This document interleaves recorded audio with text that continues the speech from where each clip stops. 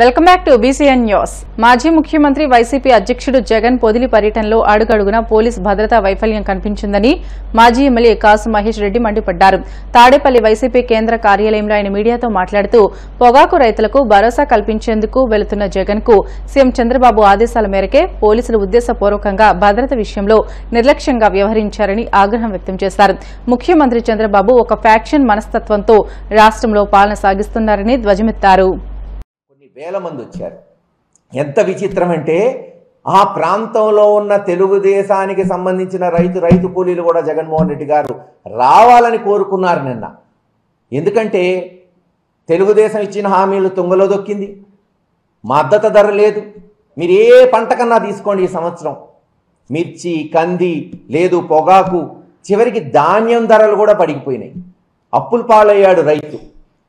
మరి అటువంటి సమయంలో పొగాకు రైతు కొరకు పోయి అక్కడ గళం విప్పుతానన్న జగన్మోహన్ రెడ్డి గారిని అక్కడున్న తెలుగుదేశం రైతులే స్వాగతిస్తుంటే ఈయన వస్తే న్యాయం జరిగిద్ది, ప్రతిపక్షం నిలదీసిద్ది, కనీసం మాట నిలబెట్టుకొని ఎక్కడన్నా చంద్రబాబు నాయుడు గారు ఇంకొంచెం డబ్బులు ఏమన్నా ఇస్తాడేమని ఆశపడ్డారు. జగన్మోహన్ రెడ్డి గారు శాంతియుతంగా పోయారు. ప్రభుత్వం సెక్యూరిటీ ఇవ్వాల. ఒక జెడ్ కేటగిరీ సెక్యూరిటీ ఉన్న మాజీ ముఖ్యమంత్రికి ఇవ్వాల్సిన గౌరవాలు ఈ సంవత్సరం నుంచి ఎక్కడన్నా జరుగుతుందా? ఆంధ్ర రాష్ట్ర ప్రజలు గమనించాలి. ఈరోజు జగన్మోహన్ రెడ్డి గారు మీ పక్షాన నిలబడుతున్నాడు, మీకు రావాల్సిన న్యాయం కొరకు పోరాటం చేస్తున్నాడు. ప్రభుత్వం ప్రతి అడుగులో జగన్మోహన్ రెడ్డి గారిని తొక్కడానికి ప్రయత్నం చేస్తుంది. ఒక 5గురినో 6గురినో కానిస్టేబుల్స్ని ఇస్తారు. అదేమంటే హెలికాప్టరు ఎక్కడన్నా దిగి దాడి జరిగితే ఆ పైలట్లను బెదిరిస్తారు. తెనాలి పోతే అదే ఘటన, మరో దగ్గర కర్నూలు పోతే ఇంకో ఘటన. నిన్న దర్శిలో ఏం జరిగింది? 40,000 మంది రైతులు స్వచ్ఛందంగా వస్తే తెలుగుదేశం విధ్వంసం చెయ్యాలి, ఫ్రాక్షనిజం మెంటాలిటీతో ఎలాగన్నా గొడవలు సృష్టించాలని ఒక 20-30 మంది తెలుగుదేశానికి పార్టీకి సంబంధించిన మహిళలు అవ్వచ్చు, ఒకళ్ళిద్దరు రైతులు అవ్వచ్చు, దారిలో నిలబెట్టి వాళ్ళ చేత 30,000 మంది మీద రాళ్ళు వేయిస్తారు. మళ్ళీ ఆ 30 మందికి 200 మంది పోలీసులు సెక్యూరిటీ. జెడ్ కేటగిరీ ఉన్న జగన్మోహన్ రెడ్డి గారికి ఏమో ఒక 10 మందో 15 మందో సెక్యూరిటీ, 20 మంది ఉన్న తెలుగుదేశం కార్యకర్తలకేమో 200 మంది సెక్యూరిటీ. రాళ్ళు విసురుతుంటే పోలీసులు ప్రేక్షక పాత్ర. నిబద్ధత కలిగిన నాయకుడు కాబట్టి ఎన్ని అవమానాలు చేసినా ప్రజల కొరకు తట్టుకుంటాను, నిలబడతాను, వాళ్ళ కొరకు పోరాటం చేస్తాననే ఒక మంచి ఉద్దేశం ఉన్న నాయకుడు కాబట్టి ఎక్కడా అదుపు దాటనీలేదు ఎవరిని కూడా. ఊహించండి, 30,000 మంది 40,000 మంది దాడి చేస్తే 20 మంది పరిస్థితి ఏమవుతుంది? బహుశా తెలుగుదేశం నాయకులు దాడి జరగాలని కోరుకున్నారు. ఎలా ఉందంటే ఈరోజు తెలుగుదేశం పరిస్థితి, పోతే పోని మా కార్యకర్తలు 2-3 చనిపోయినా పర్లేదు, జగన్మోహన్ రెడ్డి గారి మీద బురద జల్లాలి, ఆయనకి ఏదో ఒకటి ఆపాదించాలి, ఎక్కడ ఆయన పోయి పోరాటం చేసినా ఒక కాంట్రవర్సీ సృష్టించాలి, మ్యానిపులేట్ చేయాలి, రాజకీయాలని ఎలాగలాగా దుమ్మెత్తిపోయాలి. సమస్యని పరిష్కరించండి. జగన్మోహన్ రెడ్డి గారు నిన్న టొబాకో రైతుల కొరకు ఒక డిమాండ్ చేశారు, కొన్ని డిమాండ్లు పెట్టారు, దాన్ని నెరవేర్చండి. ఎవరు కాదంటున్నారు? మీకేమైనా అడ్డుపడుతున్నావా? ఈరోజు రాష్ట్ర కేంద్ర ప్రభుత్వాలు మీ చెప్పు చేతుల్లో ఉన్నాయి. డబుల్ ఇంజన్ సర్కారు, మేము చెప్పిందే వేదం అంటున్నారు కదా, ఆ వేదం ప్రకారమే ధర్మం చేయండి రైతులకి, రైతు కూలీలకి అని అడుక్కుంటున్నాం. వేరేదేం అడగట్లా. మీరు చెప్పింది చెయ్యండి, కాపాడండి. ఆ కాపాడండి అని అడుగుతున్న వాడిని మీరు అబాస్పాలు చేయాలి, అక్రమంగా కేసులు పెట్టాలి అంటే ఏం పర్లేదు, ఎవరు జంకరు. ప్రజాస్వామ్య పద్ధతిలోనే వైఎస్ఆర్సీపీ పార్టీ ఉద్యమాలు ఉంటాయి. ప్రజలన్నీ గమనిస్తున్నారు. ఏదో ఒక 2 ఛానల్స్ అభూత కల్పన చేస్తేనో, 2 పత్రికలు అబద్ధాలు రాస్తేనో అబద్ధాలు నిజమైపోయి. కూటమి ప్రభుత్వం సూపర్ 6 హామీలో భాగంగా తల్లికి వందనం పేరుతో మహిళలను ఆదుకుంటుందని మాజీ మహిళా కమిషన్ సభ్యురాలు డాక్టర్ సిరిగినేడి రాజ్యలక్ష్మి పేర్కొన్నారు. కూటమి ప్రభుత్వం అధికారంలోకి వచ్చి ఏడాది పూర్తయిన సందర్భంగా పశ్చిమ గోదావరి జిల్లా నరసాపురం వనితా క్లబ్ ఆధ్వర్యంలో రాజ్యలక్ష్మి నివాసంలో కేక్ కట్ చేశారు. ఈ కార్యక్రమంలో కాపు అనితా క్లబ్ కార్యదర్శి బండి స్వర్ణలత, సహాయ కార్యదర్శి తోటా భారతి, చెన్నా లక్ష్మి, తోటా అరుణ, గంటా వెంకటరమణ, గంధం రాధిక, కుసుమ, నాగమణి, మాధవి తదితరులు పాల్గొన్నారు.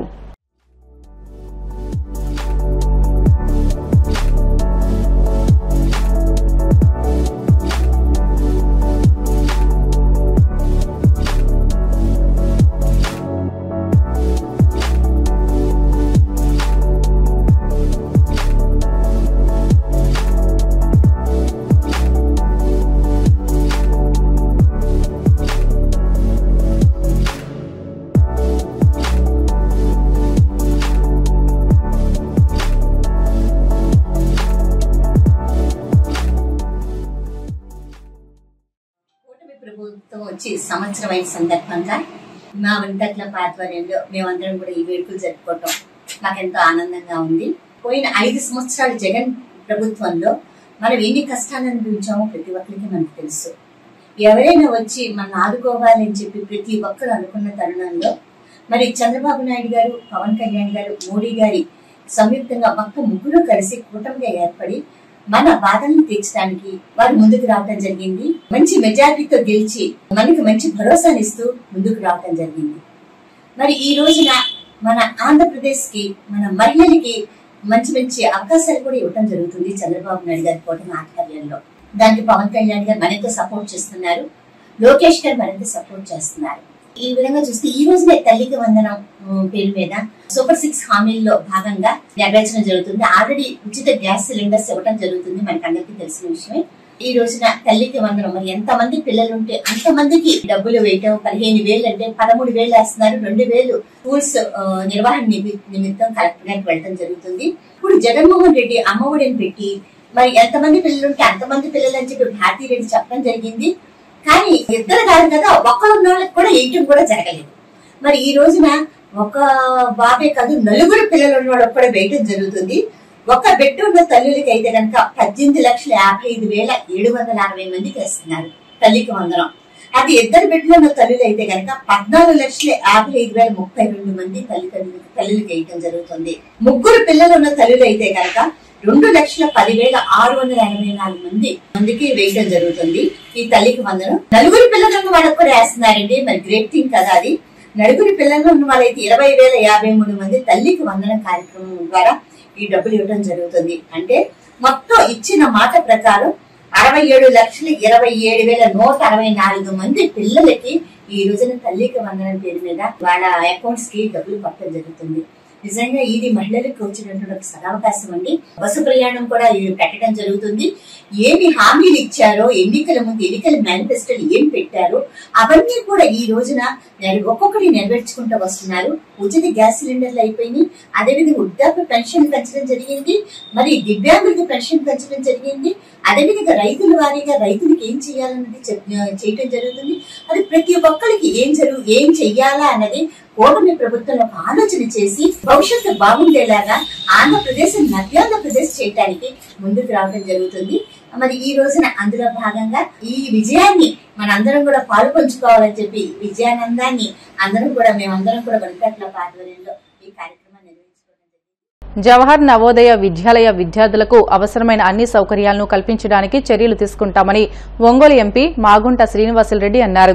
ఒంగోలులోని జవహర్ నవోదయ విద్యాలయంలో 89 లక్షల రూపాయల వ్యయంతో నూతనంగా ఏర్పాటు చేసిన వాటర్ పైప్ లైన్లను ఎమ్మెల్యే దామచర్ల జనార్దన్, జిల్లా కలెక్టర్ తమీం అన్సారియా, మేయర్ గంగాడ సుజాతతో కలిసి ఆయన ప్రారంభించారు. ఈ సందర్భంగా ఆయన మాట్లాడుతూ జవహర్ నవోదయ విద్యాలయ విద్యార్థులు ఎంతో కాలంగా నీటి సమస్యను ఎదుర్కొంటున్నారని చెప్పారు. ఈ సమస్య పరిష్కారానికి ఢిల్లీలోని జవహర్ నవోదయ విద్యాలయ కమిషనర్ దృష్టికి తీసుకువెళ్లి నిధులు మంజూరు చేయించడం జరిగిందని తెలియజేశారు.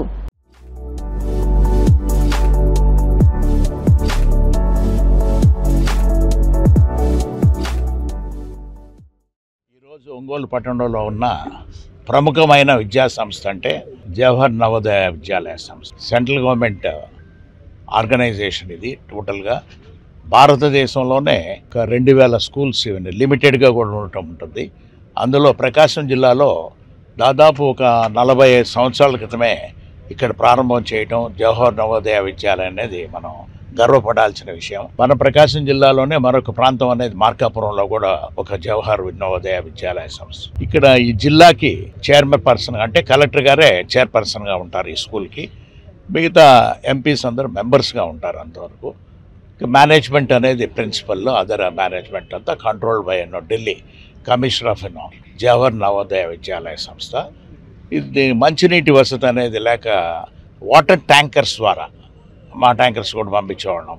వాటర్ని తీసుకొచ్చి ఆ వాటర్లో కూడా కంటామినేషన్ పూర్తిగా కూడా అంటే దాన్ని శుద్ధి చేయనందువల్ల పిల్లలకు కూడా ఆరోగ్యంలో కూడా ఇబ్బందులు రావటం బట్టి కొన్ని సంవత్సరాలుగా వాళ్ళు దీన్ని ఆలోచిస్తున్నప్పుడు నా దృష్టికి తీసుకొచ్చిన తర్వాత ఢిల్లీలో కమిషనర్ గారిని, జవహర్ నవోదయ విద్యాలయ సంస్థ ఆ కమిషనర్ గారిని కూడా సంస్థ గారిని కానీ దాదాపు 79 లక్షల రూపాయలు అనేది మన మున్సిపల్ శాఖ వారు ఎస్టిమేట్ వేసిన తర్వాత దీన్ని శాంక్షన్ చేయించి దీన్ని ఫౌండేషన్ కూడా ఒక 7-8 నెలల క్రితమే దీన్ని ప్రారంభం చేసుకునే దాని కొరకు ఈరోజు ఒక మంచి దినంగా కూడా ఎంతో భావిస్తున్నాం. పిల్లలకి నిత్యం వాటర్ అనేది ఇక్కడ నుంచి సమ్మర్ స్టోరేజ్ ట్యాంక్ నుంచి డైలీ అక్కడికి వాటర్ వెళ్తుంది. కానీ ప్రిన్సిపల్ గారు ఇప్పుడు చెప్పడం ఏంటంటే డ్రింకింగ్ వాటర్ కొరకు మరలా ట్యాంకర్స్ తీసుకొస్తున్నాం అన్నారు.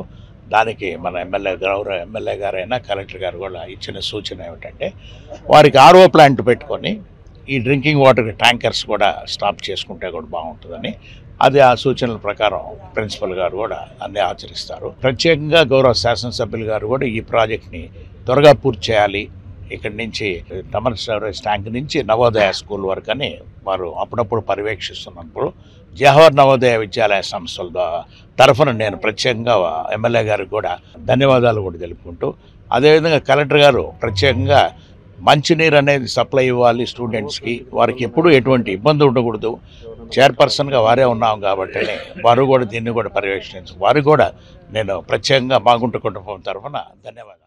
చాలా సంతోషం, ఎందుకంటే నవోదయాలో ఈ స్కూల్లో ఎంతోమంది జిల్లా నుంచి వచ్చేసి పేద విద్యార్థులంతా కూడా అక్కడ చదువుకోవడం జరుగుతూ ఉంది.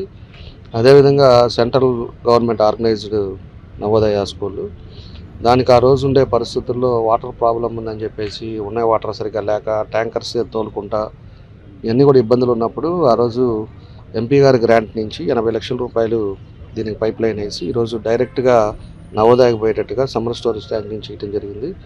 దీనివల్ల వాటర్ ప్రాబ్లం అనేది ఇంకా దానికి పూర్తిగా సాల్వ్ అయిపోయినట్టే. ఇంకా డ్రింకింగ్ వాటర్ ఏదైతే ప్రిన్సిపల్ గారు ఇప్పుడు చెప్పారో RO ప్లాంట్ కూడా ఎవరన్నా డోనర్నో ఎవరో ఒకటి మాట్లాడేసి ఒక చిన్న ప్లాంట్ అది డ్రింకింగ్ వాటర్ పర్పస్ కోసం చిన్నది కూడా ఒకటి పెట్టించే మార్గం కూడా చేస్తాం. కాబట్టి దాన్ని తప్పకుండా కూడా డ్రింకింగ్ వాటర్ కూడా అయిపోతే అది నవోదయ స్కూళ్ళు అందరికీ ఇబ్బంది లేకుండా ఉంటుంది అనేది మా ఉద్దేశం. అదేవిధంగా లాస్ట్ టైం కూడా ఆ రోడ్డు కూడా దారుణమైన రోడ్డు ఉండేది, అప్పుడు లోపలికి పోవాలంటే రాత్రి అయితే ఇబ్బంది ఉండేది. ఆ రోజుల్లోనే సిమెంట్ రోడ్డు వేసాము, ఈరోజు నీట్గా వెళ్ళేటట్టుగా దానికి అవకాశాలు ఇచ్చాము, అన్నీ కూడా బాగుంది. ఈరోజు మెయిన్ రోడ్లో నుంచి కూడా ఒక రోడ్డు వేశారు. కాబట్టి ఏదైనా కూడా చదువుకునే పిల్లలకు కానీ పేద విద్యార్థులు కానీ అన్నిటికీ కూడా వాళ్ళకి అన్ని పూర్తి ఫెసిలిటీ ఇవ్వాలనేదే ఈరోజు ప్రభుత్వ ఉద్దేశం కూడా. దానికి తగ్గట్టుగా ఇంకా ఏమన్నా ఉన్నా కూడా తప్పకుండా మేము అన్నీ చేస్తాం. ఈరోజు ఈ డ్రింకింగ్ వాటర్ది కంప్లీట్ అవ్వటం మా అందరికి కూడా సంతోషం. వార్తలు ముగించే ముందు ముఖ్యాంశాలు మరొకసారి. ఉండే నియోజకవర్గంలో పంట కాలువలను ఆక్రమించిన వారు ఎంతటి వారైనా ఉపేక్షించేది లేదు, శాసనసభ డిప్యూటీ స్పీకర్ రఘురామకృష్ణరాజు హెచ్చరిక.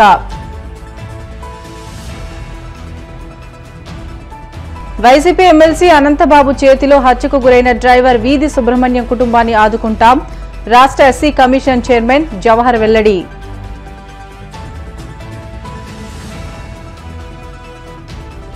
భీమవరంలో ఎమ్మెల్యే అంజిబాబు నివాసం వద్ద ఘనంగా మావుల్లమ్మ అమ్మవారి పొలిమేర సేవ జాతర, హాజరైన పీఏసీ చైర్మన్ అంజిబాబు, రాజ్యసభ సభ్యులు పాక.